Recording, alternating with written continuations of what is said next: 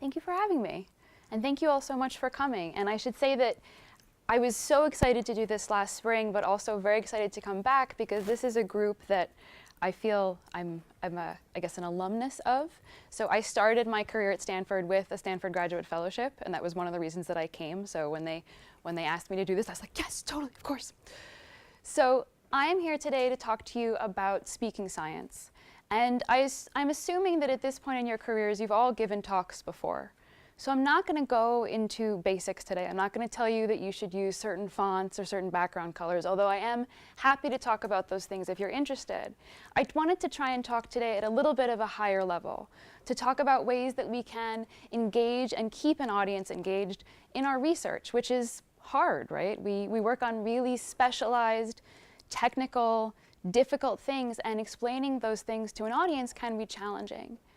So the plan for today is that I'm going to spend about 35, 40 minutes speaking, maybe longer if you guys have great questions, and I hope you have lots of questions and that you should feel free to interrupt me. And then I'm going to turn it over to you. So a major part of this is for you to get a chance to practice delivering your research. So hopefully you're all sitting next to someone that you've never met before, because if you're not, I'm going to make you move. So don't get too comfy. So at the end of my talk, I'm going to give you some time to think about how you might tell somebody about your research in about 2 minutes. So you encounter somebody on a plane or in an elevator. How do you get them interested in your research? What do you tell them? And then you'll practice telling it to each other and give each other some feedback. And then we will turn you loose on the food. So all of these things are required before you get whatever it is in the back that smells delicious. So again, I want to reiterate, please do feel free to stop me anytime. I want this workshop to be as helpful for you as it possibly can be. So if you have questions, comments, disagreements, anything, please do feel free to stop me anytime. So I want to start out with a quick poll. I'm curious, where are my biologists? All right. Engineers? Many mathematicians in here? Physicists? Nice. Did I miss anybody? Awesome. How many of you have a parent or a sibling or a grandparent or an aunt or an uncle, significant other, that does not work in your field? So all of us, at some point or other, have to be able to talk about our science at the most basic levels, right? And we also have to be able to talk about it at the highest levels to colleagues in our lab. And the techniques that I want to talk about today should bridge all of those types of conversations. And just for the record, these are my non-scientist parents. They're both social workers. They have no idea what I was doing here. None. But I'm working on it. They know it has something to do with Schwann cells. So that's our mission today. How do we get people, whether they're our parents who have no idea what we're talking about, or colleagues in our field, to understand and engage with our science? And in my mind, this involves 2 steps. First, you have to bring them in. You have to get them engaged. You have to get them to listen to you in the first place. And the easiest way to do that, actually, is just with how you say things and the body language that you use.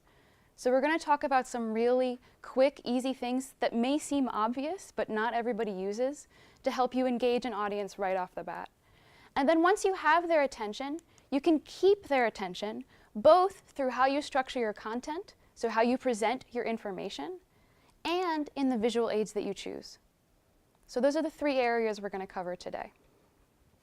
So let's get started with some quick tips for how we can bring an audience in right from the get-go. First, please prepare yourself. Think about what it is that you might want to say. Because at some point, you will be sitting next to someone at the Thanksgiving table and they're going to ask you what you're working on. You're going to meet a colleague at a poster session. You will have to talk about your research at some point. So it's worth just taking a little bit of time to think about it. And once you've thought about it and figured out what you want to say, practice it. And don't just practice it a little bit, practice it a lot. Because the more comfortable you are with talking about your science, the more confident you're going to come across to the audience, the more prepared you will seem. And once you've done that, once you're ready to actually engage with these people, remember to welcome them. And this is where body language really comes in. It takes you less than 1/10 of a second to look at someone's face and decide whether or not you like them, whether or not you trust them, which is really terrifying when you think about politics. So the audience is reading information from you right away. So you want to control what message your body is sending. So take a step forward and open your posture out to greet the audience. And there's a big difference between a posture like this, which is welcoming and confident, and a posture like this, especially if you're hiding behind a podium or trying to get into the corner of the room, right? This says, I don't want to be here. And we've all seen, okay, some of you can't see me, but we've all seen people standing next to a poster like this. And you never visit those posters, right? So open body language, eye contact, smile, and engage with the audience. And please remember to be excited. I know a lot of you are in your first quarter here at Stanford, so you haven't had time yet to become jaded. I promise it will come. But we all get to that point in our research where we're just exhausted. And even though we are so excited to be here at Stanford, somewhere in the back of our brains, it doesn't necessarily show. So remember why it is that you came here. Remember why it is you are dedicating your lives and your evenings and your weekends to pursuit of knowledge. And let that excitement show. And if you're not excited, if you're at that point in your PhD, it's usually like around year 3, where you're really not excited, lie. Because if you're not excited, your audience will not be excited. But also remember to please be yourself. When we get up in front of a room to present, we tend to put on our fancy presenter hat and our fancy presenter shoes and become someone else entirely. And we become overly formal, and we start using big fancy vocabulary to try and impress people. It's a conversation. There's just a lot of you, and you're not really talking back at me very much. But it's still a conversation, so you should do all the things that you do in a normal conversation. Things like making eye contact, smiling, cracking jokes if you're that kind of person, using gestures. So be yourself. And also remember to use inclusive language, and I mean that in a couple of ways. When we write in the sciences, we use passive voice. The experiment showed. The results indicated.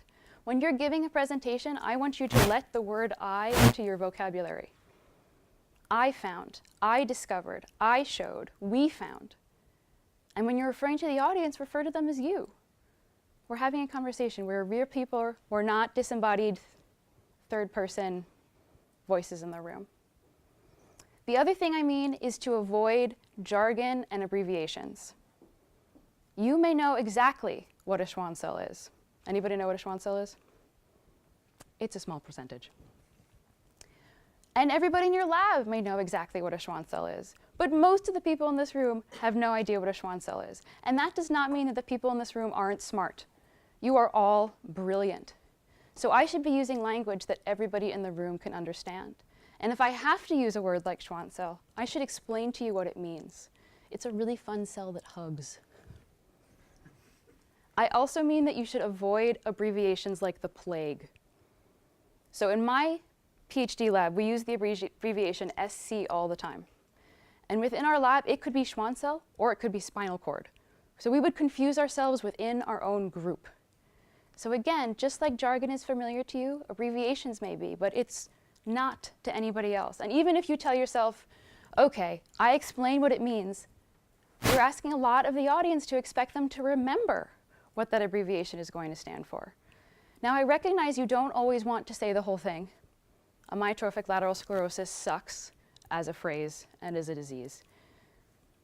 So if you have to use the abbreviation, make sure you remind the audience a couple times what it stands for, or put it up on the slide to make sure that they follow you and they know what you're talking about.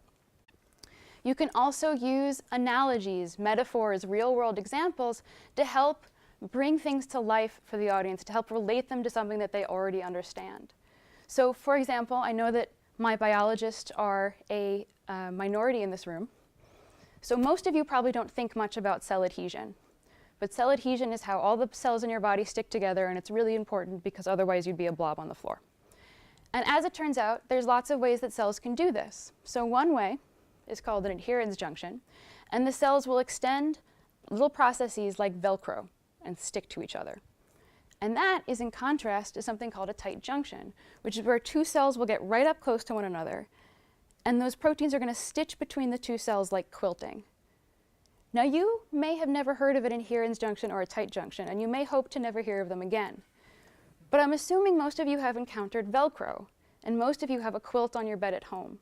So by using ideas that you're familiar with, it gives you a way to latch into the idea and to relate it to something you already understand. So that's one of my challenges for you today. When you're thinking about how you might talk about your research to a stranger, try to come up with some sort of a metaphor or analogy to let that person in. And please, beware the curse of knowledge. I'm not just telling you this because we're close to Halloween. The curse of knowledge is the idea that once you know something, it's really hard to remember what it's like not to know it. We get so trapped in our own specialized tiny worlds that we forget that they're specialized tiny worlds. So I would encourage you to have one person that you use as your test, as your filter. So when I'm talking to a group that is not my lab group, I would ask myself, would my mother understand this? And if the answer is no, I need to rethink how I'm going to talk about it. So try and step out of yourself and your specialized knowledge before you talk to other people. And finally, I would encourage you to ask questions. So in the simplest sense, you can ask questions like, do you understand? Are you following? The audience will appreciate if you check in with them and give them that chance to give you the feedback. But I also mean that when you ask a question, you're inviting the audience in. So even if you're not asking a direct question like, do you know someone who's affected by multiple sclerosis? You can ask a rhetorical question or frame your ideas as questions. Use a research question instead of a statement. And that invites the audience to think about it and allows it to become more of a conversation. So I hope that some of these seemingly straightforward techniques will work for you when you're trying to bridge that gap right off the bat, to bring somebody in. And then my hope is, of course, that nobody ever looks at you like Beaker is looking at us now. So are there any questions about this section before I transition to the next part of my talk? So once you've got their attention and you've welcomed them in and started this conversation, how do you keep them involved? Because in some senses, that intro is the easy part, right? It's the science that's clearest. It's the introduction. You haven't gotten into the nitty-gritty yet. And if you're going to jump in a little further, now you might be getting into more complicated information, more complicated terms and ideas. So how do you keep that engagement? We're going to start by thinking about how you do it with content. How do you structure your information to make it accessible? So I like to use what I call the bow tie method. It's very scientific. And it just means that in the beginning, you start broad. You start at the point where everybody will understand. You give context. You tell me what it all means. And then in the introduction of your talk, you're going to zoom in a little bit. You're going to start to give me that detailed information. But then at the end of your talk, you're going to blossom back out, put everything back into context, and give me some sort of a conclusion. And it doesn't matter to me if your talk is 2 minutes or 2 hours. This structure tends to work.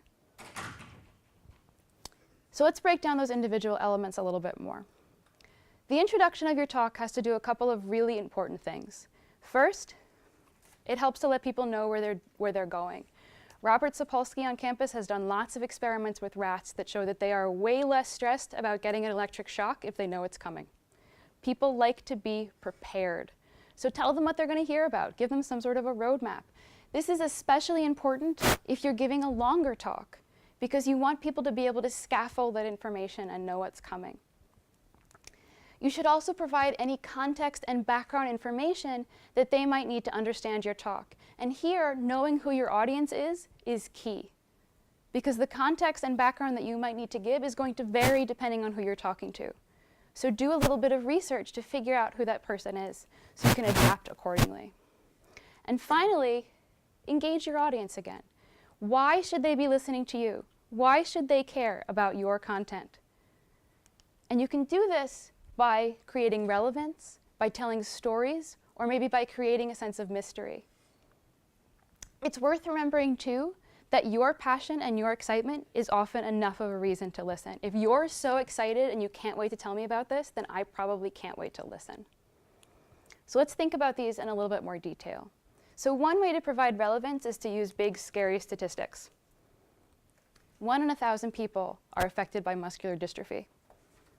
That's a big, scary number. That means that probably nobody in this room has muscular dystrophy. right?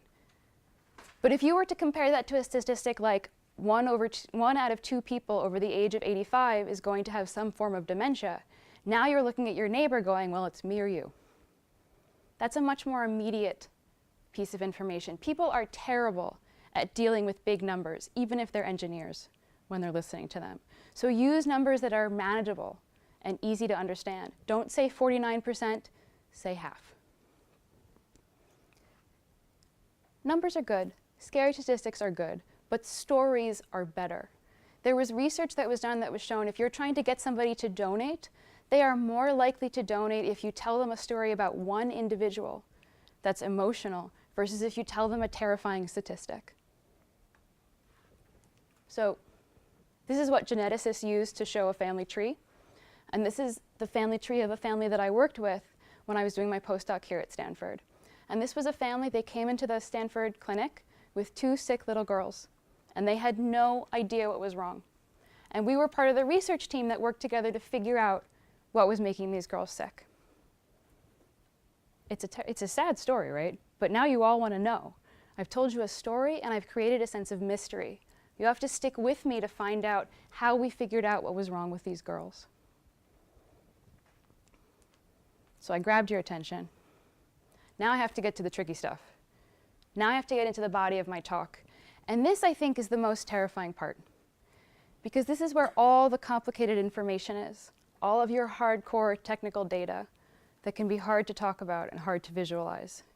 And if you present it the way that it's shown here as one giant stream of information, you will lose everybody in the room. I promise.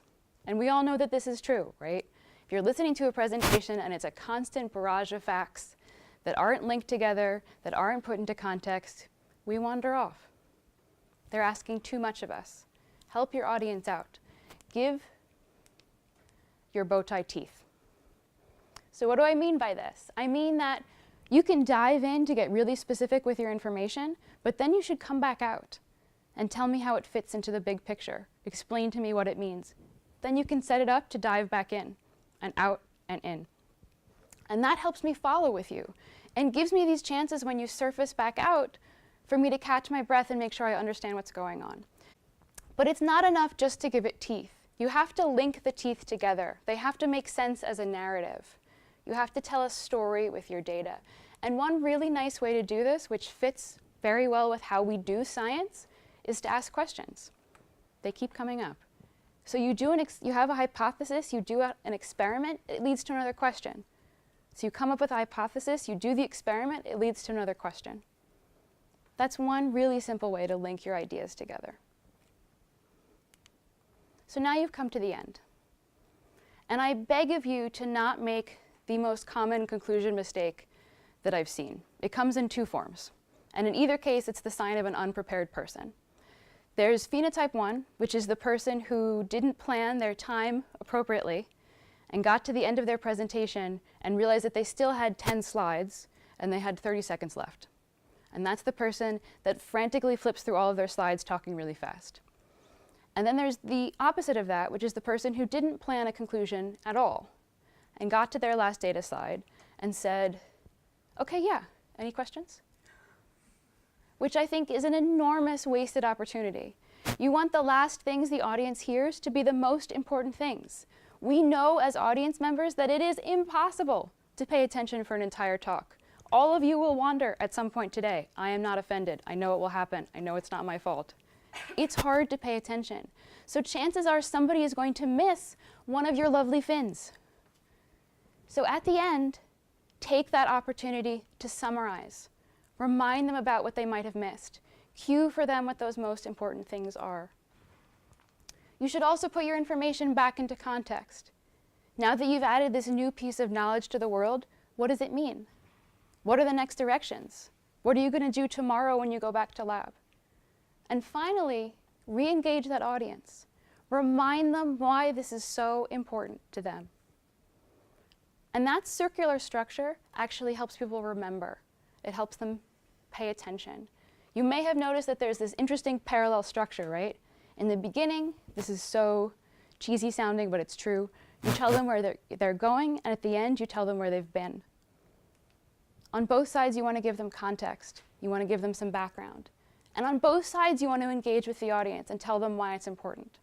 So perhaps my bow tie isn't so much a bow tie, but rather a diamond ring. So I hope that this is helpful for you when you think about structuring your information the next time you have to give a talk. So, as I said, this is my favorite part. I love visual aids. I love PowerPoint.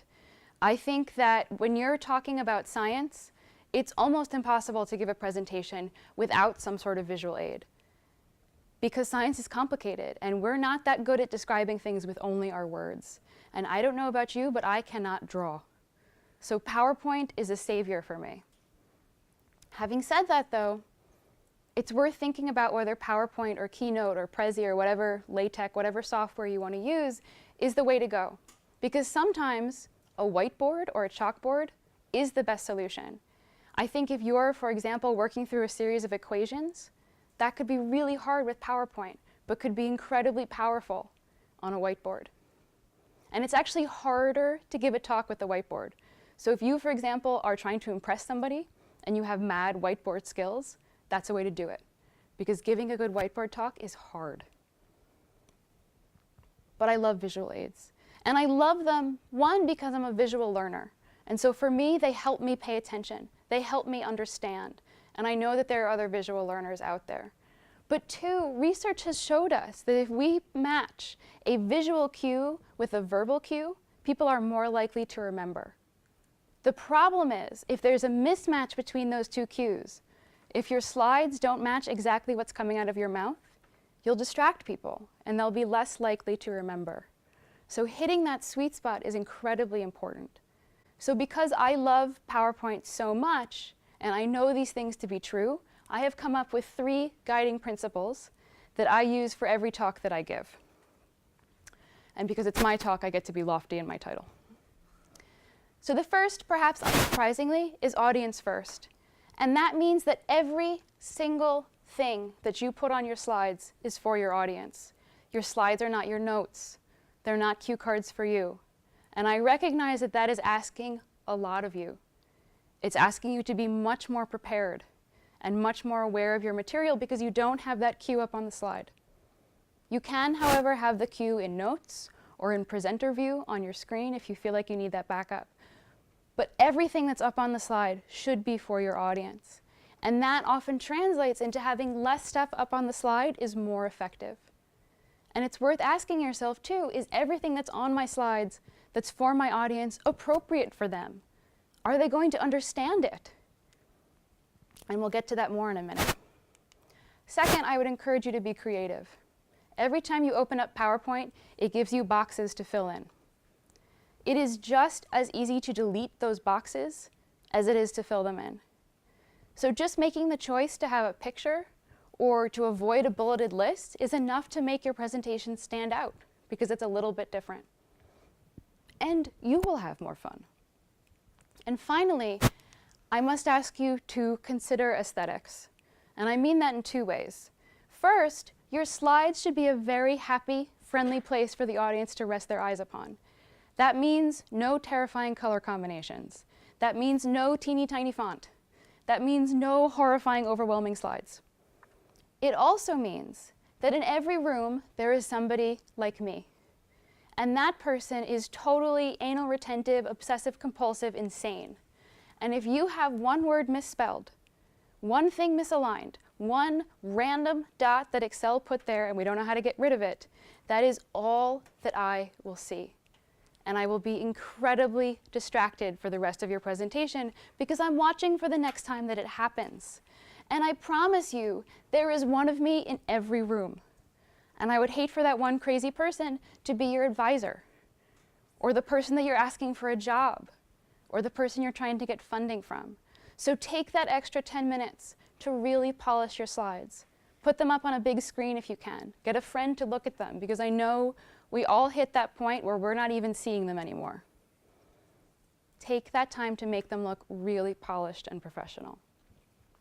So having said that, let's look at an example that I made so we can totally make fun of it that fails catastrophically on all 3 counts. It hurt my soul to make this. right? Anybody understand what's going on? Awesome, another success. Right? What does this slide tell you? The person who made this is lazy. They don't care about their audience. They don't care if the audience knows what's going on. Many of you look both transfixed and perplexed, which is not really what I want out of my visuals. And you may be saying like, yeah, okay, you made this up to look totally awful. The biggest thing to happen in physics recently was the discovery of the Higgs boson. And this is a representative example of what the slides look like in the presentation that was used to announce to the world the biggest thing that's happened in physics for a long time. Complete with, by the way, Comic Sans. So I'm not making this up. Slides like, and you've all seen slides like this, right? That are just terrifying, that don't take the audience into account at all. And it's worth noting that the coverage of these slides included things like this. So this is in German, but I think we can all guess what this says. And just in case you can't. So visual aids matter. People pay attention to them, and they get distracted by them, and they will focus on the Comic Sans and not on your amazing data. So visual aids matter. So how do we deal with that? How do we deal with the fact that we have such complicated data to share and not a lot of time most of the time, right? I know you're all busy. So how do we deal with our data? How do we face these complicated things? So I have another set of straightforward things that hopefully will help you accomplish this task. First, remember to beware the curse of knowledge. Just like with your words, you need to take a step back and ask yourself of your visuals, will the person I'm talking to understand this? Is there a way for them to get in there? So knowing who your audience is, again, is key. I can't emphasize that enough. So for example, when I talked about my own research, instead of starting with that terrible collage of black and white and gray, I would start with something like this. Because you may not have any idea what a Schwann cell is, and you probably don't care, but everybody knows what a fish is. And I can move from here to a point of complexity, because you're all smart. I just need to start from the place where everybody understands. So for example, with the Higgs boson, instead of those horrifying pea green slides, they could have started with something like this, which when I saw this on the web, I was like, this is the coolest image I've ever seen. I have no idea what it is, but it's the coolest image I've ever seen. This is something that is relatively simple, catches your eye, and gets you interested and engaged. I did look this up.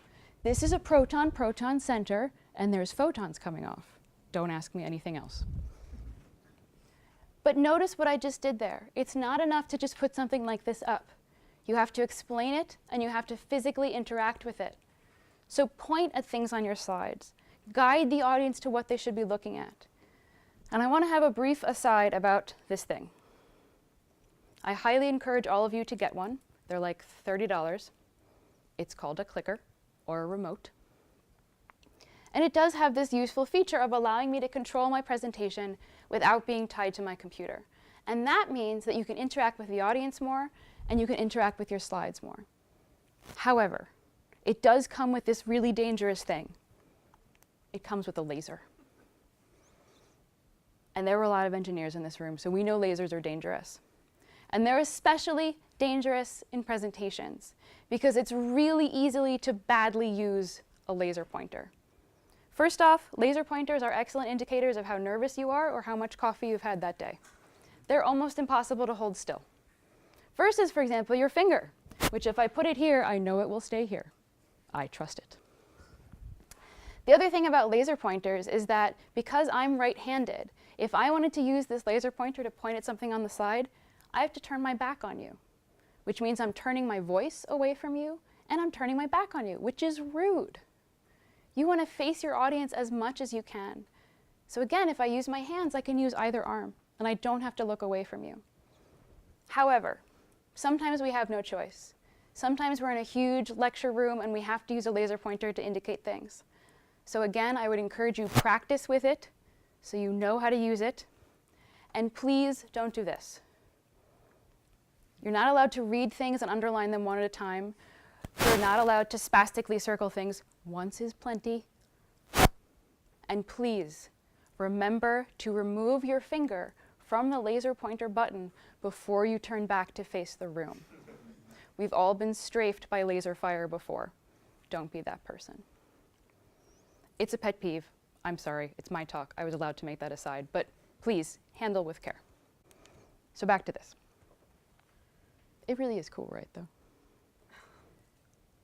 Another trick that you can use to help guide the audience is to annotate your images. We all know when we put together a figure for a paper that you include all sorts of helpful things to help the audience understand your data.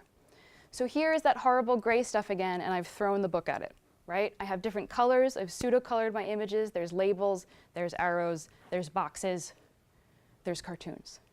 I'm not saying you need to do all of that. And I'm certainly not saying that this is acceptable as a slide, because this is still super overwhelming, and I can see half of you trying to figure it out.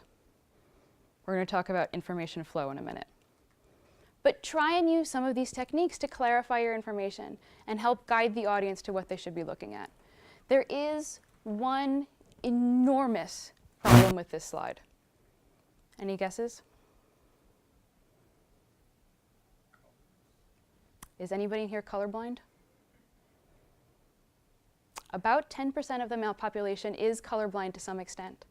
And of those people, some people cannot tell the difference between red and green, which means that what I've done here is spend hours pseudo-coloring my images so that to some people, they still look gray. Right? If you are truly colorblind, red-green colorblind, these both just look gray. And as it turns out, my PhD advisor was colorblind, is colorblind, he's still alive. And he didn't tell me that fact until after I'd spent the hours putting together these figures. So if you do have to have contrasting colors next to each other, go for things like blue and yellow or purple and green, which are color combinations that everybody can see. Because there are red-green color combination colorblind people out there. And as scientists, especially biologists, we suck at the red-green color combo. It's everywhere. So the other problem with this, as I said, is that it's still just way too much stuff. I would encourage you to control information flow. Remember that you are also a source of information. The audience is also getting lots of information from you, and they should be getting most of their information from you. It's a presentation, not a paper. So you can simplify what's up on the screen, and you can control what the audience sees when. So now, when I was researching the Higgs boson so I could show the example of those slides, I felt that I should probably understand what the Higgs boson was if I was going to make fun of the scientists who found it. It was only fair. So I came across this cartoon, which I think at first glance actually looks pretty good, right? But the more you look at it, the more you realize that, one, all of you are looking at it and not paying attention to me, and two, the text is really tiny and there's a lot of it. So we could apply those two principles. We could reduce what's up there, and we could simplify it, and we can break it down. So instead of presenting it in that original form, I would walk you through it something like this. This is the standard model of physics. Molecules are made of atoms. Atoms are made of a core and electrons. The core is made of protons and neutrons, and this, by the way, is about where biologists stop. Protons are made of quarks and gluons. How does it all stick together as it's flying around the universe at the speed of light? Interesting question. Well, as physicists, there's really only one way to answer that. Let's smash them together. And it turns out when we smash them together, we discover something really interesting. We discover that what's holding them together is the Higgs boson, which is the maple syrup of the universe.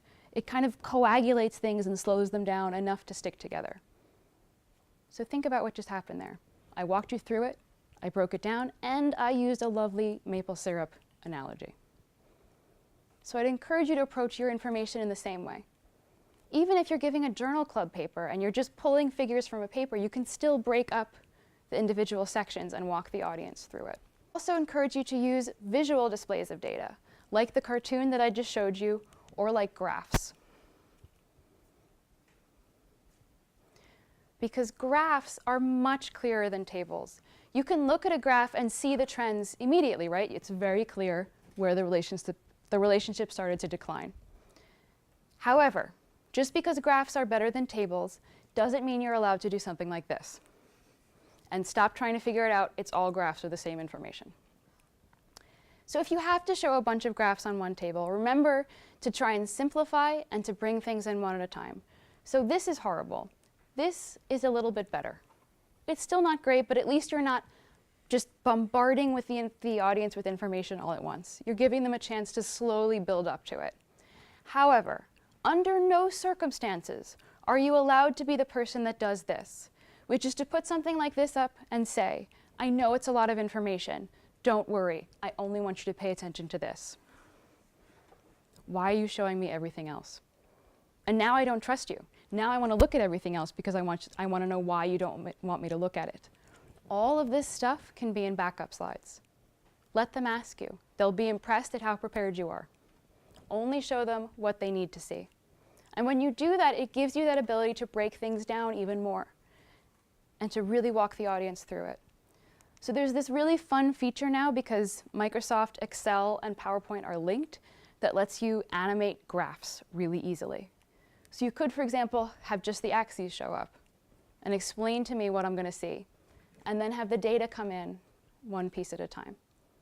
And I should qualify that normally I hate animation like that, but I like it here because it gives you that sensation of length. It's also telling you information. It's not just a flashy trick. You can also think about using cartoons as visual analogies. So we know that metaphors and analogies help us understand. The same is true of visuals. So I'm assuming that this is still totally incomprehensible. Excellent. How about now? You may still have no idea what's in these pictures, but you at least know that there's something that's in the skin that's moving through something else and ending up in the muscle, which, by the way, is 5 years of research in 3 sentences. That is my PhD right there. But how much simpler and easier is it for you to understand this? And now that you get the concept, I can explain what these complicated images mean. Here's another example that I made. Super simple. It took maybe 20 minutes in PowerPoint. This is a cell that we're looking at and the nucleus, so another component of the cell. And then there's different things in the cell. You stress the cell, it's terrible. Stuff moves. More stuff moves. It's very bad. Right? Super complicated biological process made accessible through some really simple cartoons and animation. Now, I know all of you are saying, that's lovely. I have stuff to do. Fortunately, Google is here to help you out. There is probably a cartoon already out there that covers a lot of what it is that you're going to talk about. So for example, anytime I had to give a journal club paper, this is where I would start. I would do a Google image search on the topic that I was going to present on and find the best image that explained it. And that's actually my favorite way to find review articles, because the best review articles often have the nicest images. And now you have a cartoon that you can use, properly sourced. I would also encourage you to create visual transitions, and we're almost there, I promise. So there's been a lot going on visually, but I hope that there's one slide that looked familiar, right? There's with a stick figure. It came back a couple of times. That's because when you think about audience attention over the timeline of a talk, right, if I were to graphic for you, so introduction, body, and conclusion on the x-axis and audience attention on the y, could you all please mime for me with your hands what you think this graph might look like? Okay. 2 general phenotypes I'm seeing here. There's the swoopers, and there's the asymptotically approaching 0. The swoopers have it, right? You come in, you have a great hook, you get into the body of your talk, all the important stuff, you lose people, we know this. You get to the conclusion, you remind them about what they missed.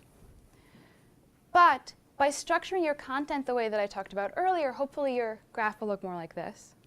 But you can also get these peaks in attention through visual aids. Through catchy visuals that grab the audience's attention and bring them back in, and through transition visuals. So the simplest example of it is something like this.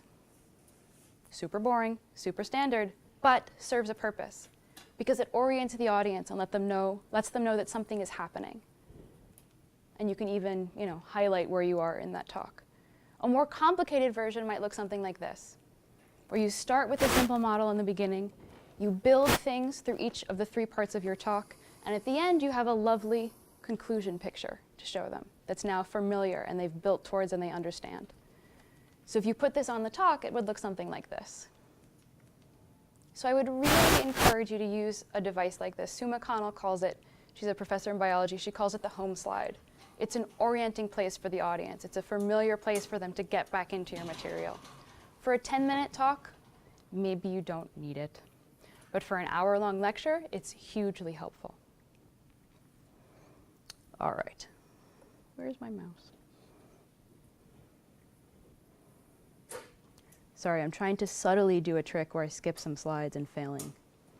I would encourage all of you to use presenter view, because instead of clicking maniacally through the slides that I don't want to talk about, I'm going to very gracefully just skip through them and remind you that you should think outside the slide. So think about embedding videos in your slides, embedding sound clips to help bring your slides to life. Think about using the whiteboard. Think about using a prop or a demonstration as part of your presentation to really bring an idea home. So I want to show you this quick video that I think proves this point beautifully. First, because it's an embedded video. And second, because Hans Rosling, who's giving this talk, uses a prop in what I think is a very effective way. What do you guys think? I have to say, I watched the whole talk, and it's about 20 minutes long, and I did not understand anything until those boxes start moving. And then suddenly there was this explosion in my brain, and everything made sense. So sometimes, thinking outside the box is actually the best way to help people see something. So be creative, have fun with your presentations. So I hope that you can use some of these tools the next time you're faced with giving a talk, whether it's to your grandmother at Thanksgiving or at your next scientific conference. We talked about using your body to bring the audience in and your voice to engage them right off the bat. And then we talked about keeping an audience engaged, both by how you structure your content and in the visual aids that you choose. So I really do hope that the next time you're faced with your parents or whoever it is that's not in your field, you'll be more excited and more ready and more willing to tell them about the amazing work that you're doing here as part of your PhD. I just want to quickly show you some of the resources that I used in putting together this talk, and as I said, I will send the slides, so don't worry about frantically writing stuff down. And I very much encourage you to come check us out in the oral communication program. We are housed in Building 250 on the main quad. There are graduate student tutors that you can meet with throughout the year. They are amazing and very well trained and sitting in this room. And they are happy to help you with any time you open your mouth. So conference talks, lab meeting, journal club, qualifying exams, thesis defenses, yay! Job talks, wedding proposals, anything where you have to speak, we are there to help you out, and we want to help you out. So I would really encourage you to come check us out and make an appointment. You are also more than welcome to email me. I'm happy to work with any of you on your presentations or to answer any questions that didn't come up today or you don't have time to ask me. So, are there any quick questions before I turn you loose on each other? Yeah? Any advice on pacing? On pacing. Breathe. I mean, like if you have 30 minutes to talk and Okay. X amount of content to present. So I would start by not thinking about, okay, I have 4 years worth of research and I need to smash it into 30 minutes. I would think about it as, what is the one thing I want the audience to know when I leave the room? I tend to think about it as like a node diagram. So you have your one thing you have to know at the top, and then 3 supporting parts, and then subpoints for that. And so depending on how much time you have, you can add in more supporting stuff. So you could talk about the same idea in 30 seconds with just the one note at the top, or in an hour, based on how much supporting material you add. And I find that that is a more helpful way to prepare information versus like cobbling together the last 6 presentations you gave and trying to cut slides and guessing about how long it's going to take. Yeah. So I saw you use like a white on black color scheme. Is that something you do in general always, like to reduce, eye fatigue or something, or is that just purely arbitrary as far as you're concerned? It is not purely arbitrary, but I don't always do it. So it was a conscious decision. I like the black background white text because it looks a little bit different. There's also not as much light coming from the screen. So I feel like it's a really nice thing to do in a dark room. Unfortunately, today we're not in a dark room. There's bright light shining on me. So in this case, I actually would say a white background would have been better. Black does tend to get washed out when there's a lot of light on the screen or a lot of natural light in the room. So black background is great for like basements when you don't want to blind the audience with light from the screen. The other thing that I would encourage you to think about, though, not just where you are and how much light there is, but what if you put in slides? Because if I were giving a presentation with, for example, a lot of those black and white electron microscopy images that I was showing, they're white. And so if I put them on a black background, suddenly you're seeing borders. And humans look for patterns, and now I'm getting distracted by the pattern that was created, which means nothing. So if you have a lot of stuff that's got white backgrounds, I would use white slides. So I would think about the content you're putting on it and the room you're going to be in. Do you have any advice specific to whiteboard talks? Practice. It's hard because there's a lot of things going on at once. You have to be able to talk as you write or draw. You have to be able to orient your body so that you're not blocking what it is that you're drawing. And you have to be able to orient your body so that you can write and mostly face the audience. So it's not something that you can just get up and do. So when I give whiteboard talks, I go through, I guess it's a 3-step process. I make some sort of an outline to decide what I'm going to talk about, and then using blank pieces of paper, I sketch out what I might put on the whiteboard, and I practice that a couple of times. And then I'll find a whiteboard, or at least put a couple of pieces of paper on the wall so I can practice actually drawing it out and talking at the same time. Great question. Yes? Do you have any advice for like thinning down your inevitable presentation? I know that's kind of arbitrary, but It's not. yeah. It's hard, right? Because we love all of our stuff. Every piece of information is generally months, right? So it's hard to let go of some of that stuff. So I think it's worth remembering that this doesn't have to be the end of the conversation. You can think about your presentation as the beginning of a conversation. There's going to be a Q&A session. They can read your papers. If they're interested, they can come up and talk to you. So you don't have to smash all of it in. And then I tend to put it through what my colleague calls the interesting but irrelevant filter. So if you think back to my little node diagram, if a piece of information doesn't directly link back to one of your 3 main ideas, it probably doesn't belong in your presentation. It's probably interesting but irrelevant. And I would get rid of it. And you can do this trick that I love, which is to say something like, I don't have time today to talk about why I hate Comic Sans, but I'm happy to do so afterwards in the question and answer session. And when you do that, you get to give yourself credit for that thing you cut. You get to acknowledge to the audience that you respect their time and you're not going to go over time. And you get to prime the audience for the Q&A session, which is often the scariest part, at least for me, because you could get asked anything. But if you plant in the audience's mind that you have this other cool thing that you had to cut, chances are they will ask you, and then you have this awesome backup slide that you can go to right away. So just think really critically about what they really need to see. One more question, and then I want to turn you guys loose. Yes? Just a question about one of your goals might be to like impress your audience. Like let's say you're presenting to potential employers or even a conference where you feel like you might need to I don't know, go a little deeper than Yeah. you might normally go in order to show that you know what you're talking about. So how do you like balance the need to impress and Right. really explain? So it's worth remembering that people think you're smart when they understand what you're saying. So it's not necessarily how much information you throw out there, it's how well they understand your talk. And so I would say that being able to clearly explain your information and being able to tell a clear story with some really professional looking visual aids is more impressive than trying to smash extra stuff up in there. And then hopefully they'll be so impressed that they'll come up and start a conversation with you afterwards, and you can tell them more about those things. That's a great question. Because really, when you think about it, every speaking opportunity is a chance for you to impress people. You never know that whether, like your next collaborator might be in the room, your next boss might be in the room. So you always want to put your best foot